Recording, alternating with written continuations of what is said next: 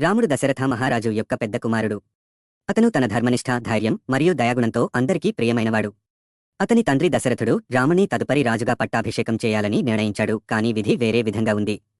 దశరథుడు తన భార్య కైకేయికి ఇచ్చిన వరం కారణంగా ఆమె రాముడు 14 సంవత్సరాలు వనవాసానికి వెళ్లాలని మరియు తన కుమారుడు భరతుడు రాజు కావాలని కోరింది. ఈ విషయం తెలిసినప్పుడు రాముడు ఏమాత్రం సంకోచించలేదు. ప్రశాంతమైన హృదయంతో పితృవాక్య పరిపాలనం నా ధర్మం అని అన్నాడు. అతను తన రాజసౌఖ్యాలను వదిలివేసి చెట్టు బెరడు దుస్తులు ధరించి అడవికి వెళ్లడానికి సిద్ధమయ్యాడు. అతని భార్య సీత మరియు అతని విధేయుడైన సోదరుడు లక్ష్మణుడు అతన్ని ఒంటరిగా వెళ్లనివ్వలేదు. సీత నీతో ఉండటమే నా సౌభాగ్యం అని చెప్పింది మరియు లక్ష్మణుడు వారిద్దరినీ కాపాడుతానని ప్రతిజ్ఞ చేశాడు. వారు ముగ్గురు గాఢమైన అడవుల్లోకి బయలుదేరారు, అనేక సవాళ్లను ఎదుర్కొన్నారు.